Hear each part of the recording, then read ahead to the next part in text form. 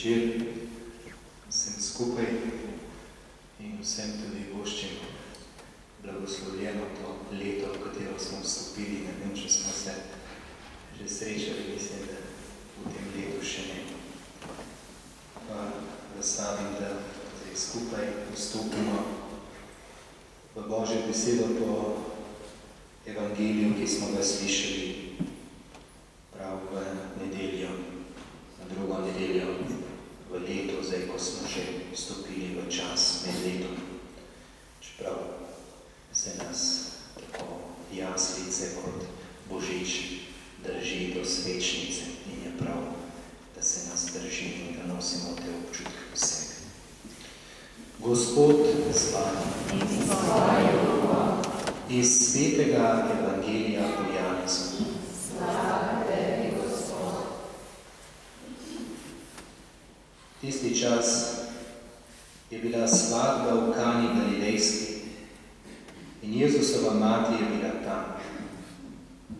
Na svadbo so bili povabljeni tudi Jezus in njegovi učenci. Ko je vino pošlo, je rekla Jezusu njegova mati: vina nima. In Jezus jim je dejal: kaj hočeš od mene, žena? Moja ura še ni prišla. Njegova mati je rekla strežnikom: karkoli vam reče, storite. Tam pa je stalo 6 kamnitih vrčev, pripravljenih za judovsko očiščevanje. Držali so po 2 ali 3 mire. Jezus jim je rekel: napolnite vrče z vodo. In napolnili so jih do vrha. Nato jim je rekel: zajemite zdaj in nesite starešini. In nesli so mu. Ko je starešina poskusil vodo, ki je postala vino, in ni vedel, odkot je, strežniki, ki so zajeli vodo, pa so vedeli, je poklical ženina in mu rekel: vsakdo postreže najprej z dobrim vinom. In ko se ljudje napijejo, slabši, ti pa si dobro vino prihranil do zdaj. Tako je Jezus v galilejski Kani naredil prvo od znamen in razodel svoje veličastvo, in njegovi učenci so verovali vanj. Poslušali smo Kristusov evangelij. Hvala tebi, Kristus.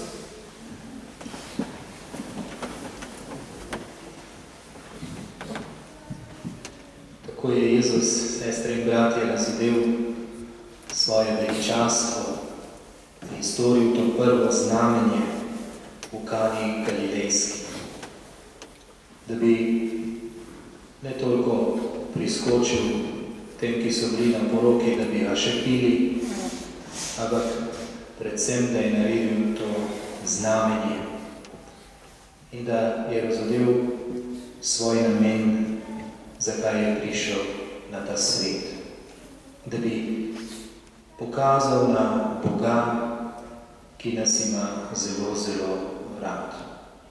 In mislim, da je ta lepa podoba, ki jo imamo v letu usmiljenja, bodimo kako usmiljeni, kako roče, da nam kaže zelo lepo to podobo Jezusa, dobrega pastirja, nazadnje pa tudi Boga Očeta, kot tistega, ki nam je poslal svojega Sina na svet, da bi nas vzel na svoje rame, da bi nas ponesel, da se mu izročimo. In vstopili smo ta teden tudi v molitveno osmino za edinost kristjanov in namen osmine je: poklicani smo, da oznanjamo slavna Božja dela. In to mislim, da je poslanstvo vseh nas, vseh. Vsi, ki čutimo Jezusa, ki želimo biti kristjani, ki se matramo na nek način, da bi bili kristjani. Jaz mislim, da še bolj kot da bi se matrali, je umetnost, da se Jezusu izročamo, da se mu prepuščamo, da nas vodi Mi vsi smo poklicani, da bi razodevali ta slavna Božja dela. In ko sem zbiral misli, kaj bi vam nocoj povedal, sem rekel, potem na koncu nič, tisto, kar je meni Gospod v tem času govoril in kar se me je zelo dotaknilo, to bom delil z vami. In mogoče bo se dotaknil še koga izmed vas. Ta prva taka čudovita misel, o kateri sem kar nekaj razmišljal, je, kar je papež Benedikt nekje napisal, je rekel, imamo 3 velika znamenja Gospodovega razglašenja. Zdaj na koncu božičnega časa oziroma iz božičnega časa v prehod. In kot prvo je razglašenje Boga, praznik svetih treh kraljev 6. januarja, ko se pridejo ti pogančki, modri z vzhoda Boga, kaj so bili magi, čarodeji, jaz ne vem, kaj točno vse so bili, ampak po tistih zvezdah so šli in so iskali, so bili iskalci, čeprav niso poznali Kristusa. In so prišli in so se v vsej preprostosti in na svoj način, tudi svojimi darovi, so se mu poklonili in so verjeli temu čudežu Jezusa. In to se mi zdi, nam kaže eno razodetje, da Božji domet ni samo do nas kristijanov, ampak je do vseh ljudi. Tudi do unih, ki so delč od njega, bi jaz rekel, ki pa na nek način iščejo. Vsi smo Božji otroci. Se mi zdi, to je to čudovito znamenje Gospodovega razglašenja. Drugo, to močno znamenje je, ko se Jezus v Jordanu krsti. Jezus v krst.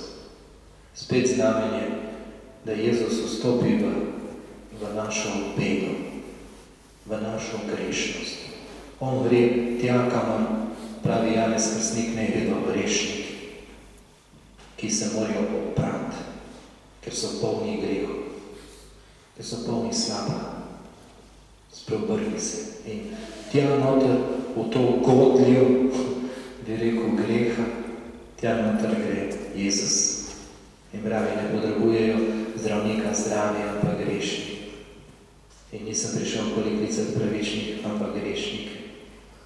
In prišel sem, da bi vsem ljudem pomagal. In to je ta pastir, tukaj Jezus, ki gre te grešne ovce iskati, vsako posebej, pusti v njih 99 in gre uno, ki bruzi, ki gre po svoje, ki nobenega ne posluša, ki dela vse čist drugače, ko mu rečeš. In Jezus gre za njo in se naveliča. In ko je Jezus v bistvu, ko je vstopil noter v ta naš greh, pravi tam, da je molil, kočet. In razodene se nad njim Sveti Duh, ga napolni, se razlije nad njim, tudi podobi goloba, in zasliši se glas, ta je moj ljubljeni sin.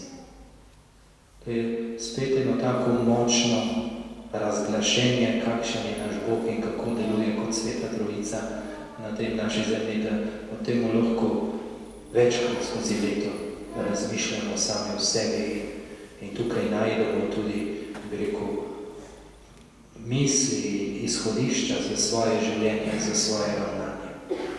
No, in tretje tako znamenje Gospodovega razglašenja je pa Kana Galilejska, ta svadba, na katero Jezus pride, ki je, lahko rečemo, neka uvertura ali pa neka predhodna napoved tudi Euharistije. Tukaj in spet ta voda, ki se spremeni v vino in pravi papež, mi je zelo lepo, in vino Jezus na koncu spremenil svojo kri. Veste, kako je to? In ti vrči, to so bili obredni vrči, ne? To niso bili vrči za pit, to so bili vrči za se umivati. To so bili, ko so prišli vsi na svadbo, tam so si oprali noge noter in roke, so bili od puščavskega tega peska si obmazali. Ne vem, kakšno je bilo tisto vino, oziroma tista voda je bila Boga, Ampak potem vino je pa bilo žlahtno. In spet želi pokazati, kako je Jezus tisti, ki dela čudež v nas, ki nas spreminja. In ko smo rekli, v Jezusovem imenu se odpovem, ja, to je lepo, da se jaz odpovem. Ampak potem pesem, sem bil prav pozoren, je bolj močna kot ta izraz. Jaz mislim, da bi morali bolj reči, Jezus, pomagaj nam. Ti lahko narediš, da se jaz odpovem na puh.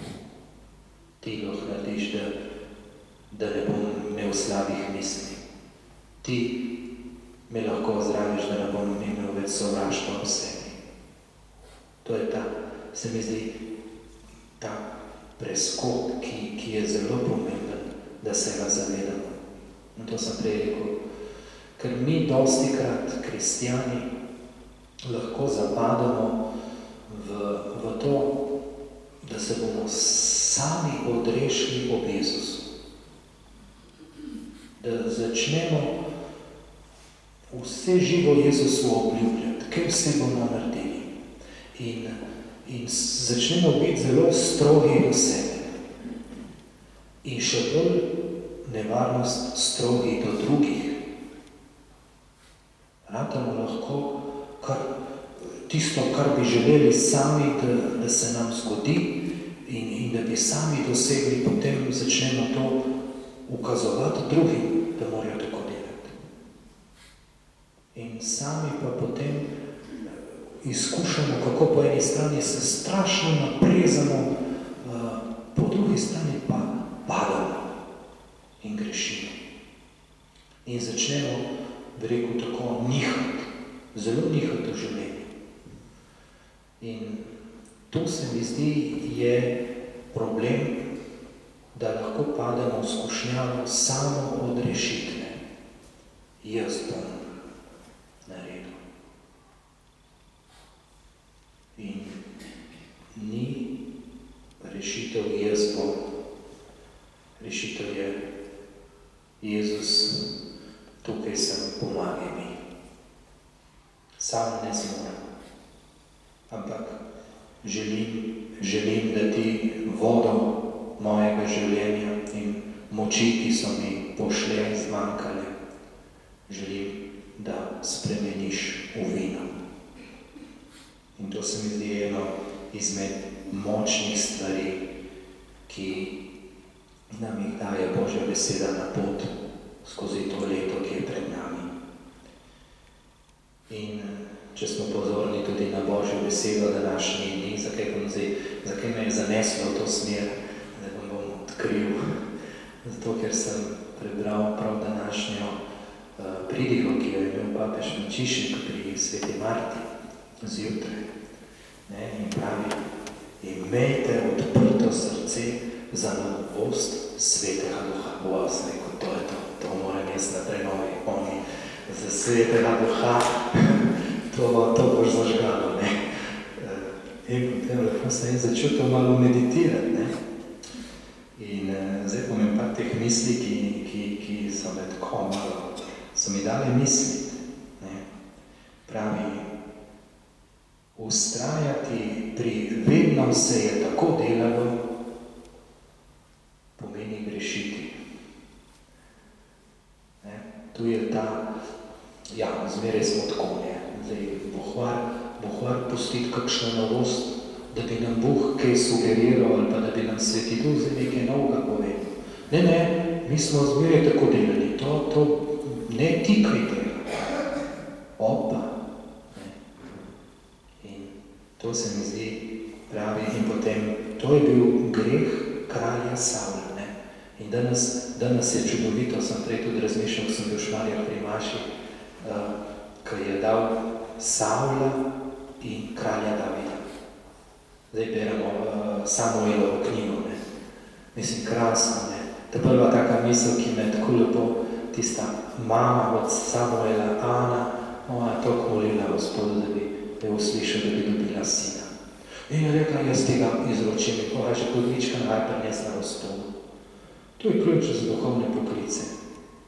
Največja moč ima tukaj mama, ki moli za svoje otroke in Bogu pravi, da tukaj so, jaz ti jih izročim.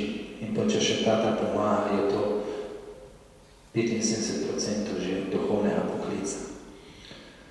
In potem ta resla ta prerok in tako, potem pa Izraelci bi radi kralja. Pa je rekel, Boh redu, dajmo in kralja. Velik pravi Saul za eno glavo višji od vseh ostalih. Kuškofili, močen, velik, to mesto, okrasen kralj, zgled. No, ampak kaj je bil problem tega Saula?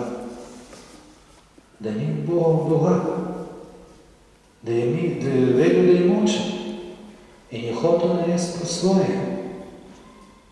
In na koncu je po svoje si tudi sudil. Se je naredil, v bistvu se ubil, se je napičil na sudico. Ni pustil, da bi ga Bog, da bi ni se ponižal pred Bogom, da bi ga prosil odpuščal. In pravi, Bog ga je zavrgal. No in potem drugi kralj, David, čista druga varianta, ne. Pride Samuel, tam je bil že navajen, da ni ta velik, ta močen kralj, ne. Pride ta večji, ta močen sin. Ni ta. Ta prvi ne, ta drugi ne, ta tretji ne, četrti ne, peti ne, šesti ne, sedmi ne. A je rekel, sploh še kakšnega.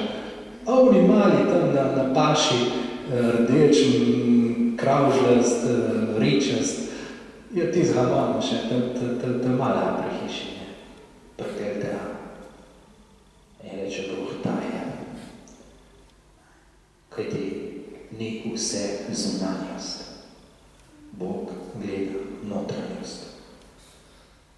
In že tukaj se dela ta fajna razlika. In potem si misliš, no, kralj David, no, zdaj pa bo pa ta pravi, figo je bil ta pravi. Ja, je piksel, glih tako, vendar z eno veliko razliko. In ta je, da ko je David naredil greh, si ni sodil sam, ampak se je vrgel na kolena in prosil Gospoda odpuščanje. In tu se mi zdi, je ta velika razlika, ki je kralja Davida naredila velikega v Gospodovih očeh. In pravi papež, iz grešnika je ratal svetnik. In to se mi zdi, je veselo znanilo tudi za vse nas. In zato je prav, da odpremo svoje srce Gospodu in da se pustimo voditi Gospodu. Ne da ga mi vlečemo, ne da ga mi porivamo, ampak da zmoremo v sebi to vero in to ponižnost, da se pustimo voditi.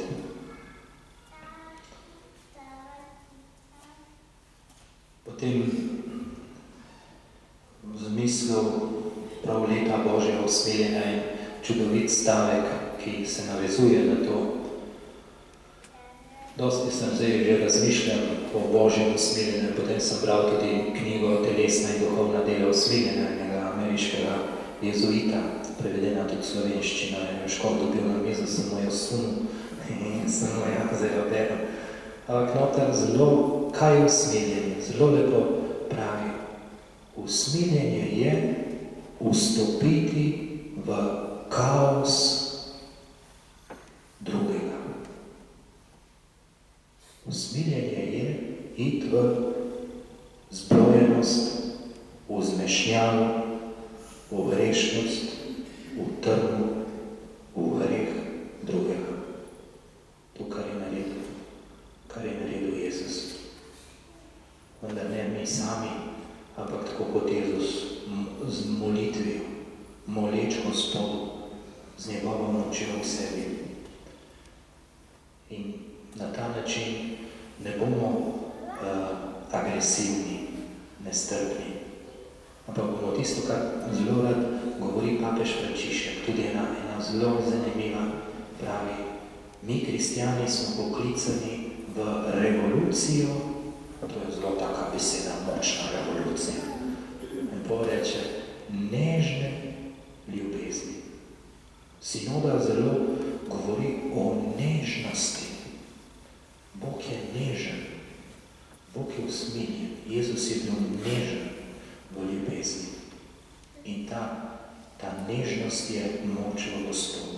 Tudi tako pravi, Bog ni prišel v nevihti Izaiju, je prišel v lahnem šepetu vetra. In s to nežnostjo moramo, bi rekel, vstopati tudi v svet drugega. In to se mi zdi, da je pomembno, da ne bi res se zanašali samo na svoje moči, ampak predvsem na Gospoda.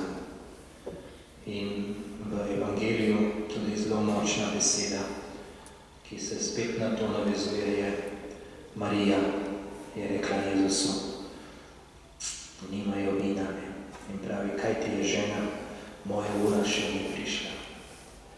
In to me je zelo tako, katera je pa Jezusova ura. In sem šel gledati, potem malo mi je pomagal en ekseget v 17. poglavju, to je, ko Jezus moli veliko duhovniško molitev, pravi, Oče, prišla je moja ura, da se sin poveliča v očetu in oče v sinu. Jezus je tukaj Mariji govoril o tej uri, ki še ne prišla, je rabilo še nekaj časa. To je njegova ura, ko gre na križ za nas, ko umre za nas, ko nas odreši. In potem pa tista druga lepa stvar je pa Marija, kako je Marija to čudovito speljala. Nič se ni dosti jezila na Jezusa, da se tam za nekaj nad njo znaša, ampak je rekla onim strežnikom, karkoli vam bo rekel, storite.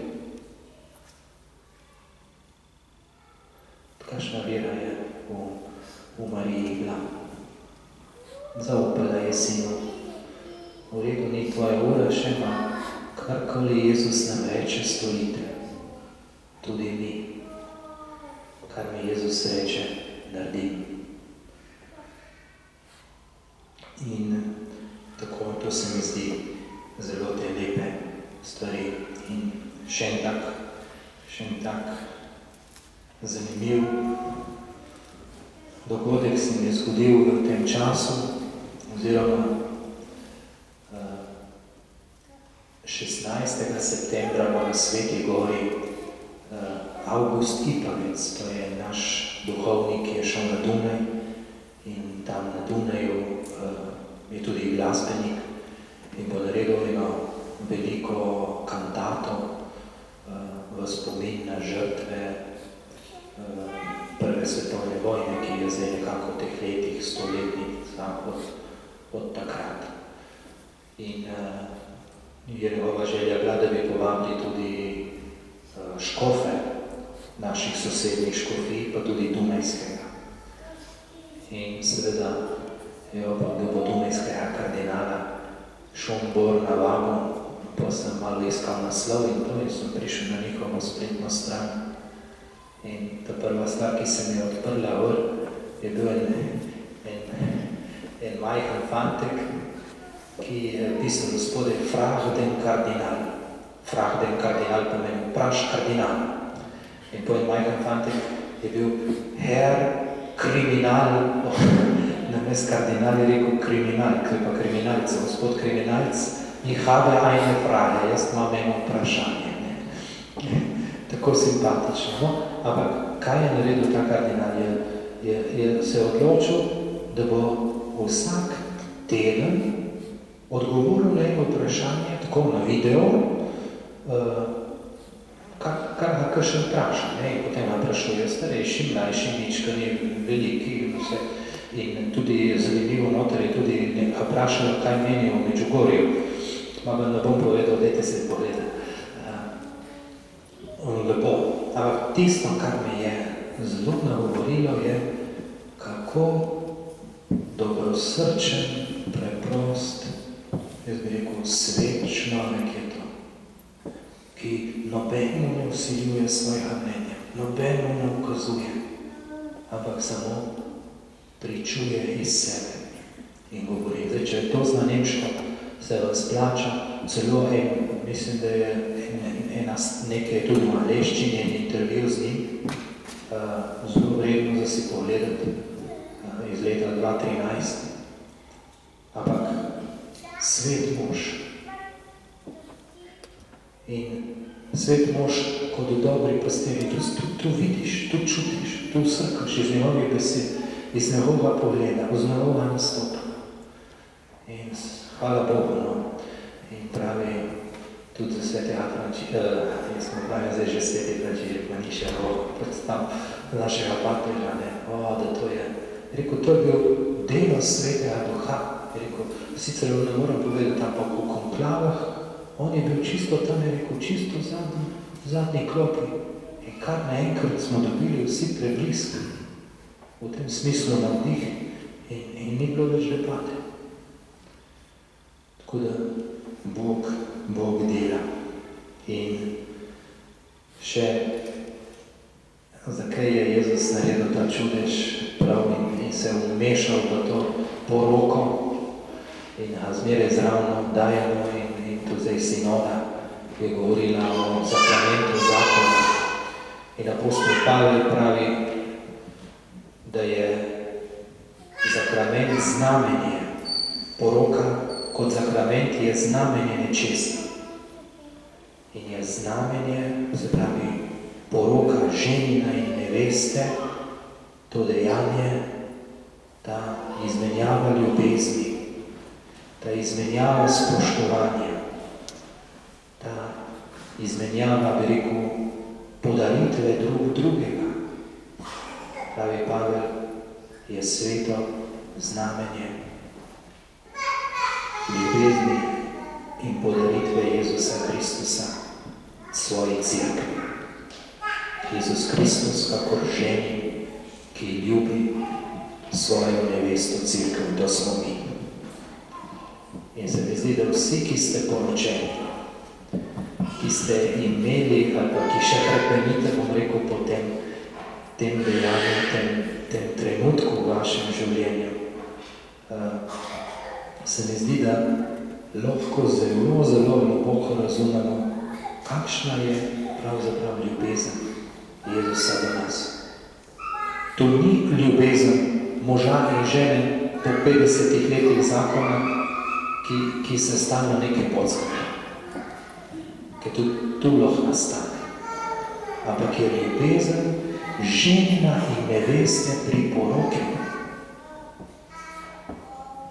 In mož in žena sta povabljena vse življenje se vračati k temu sakramentu in okušati to ljubezen, ki je bila v trenutku njune sklenitve zakonske zveze.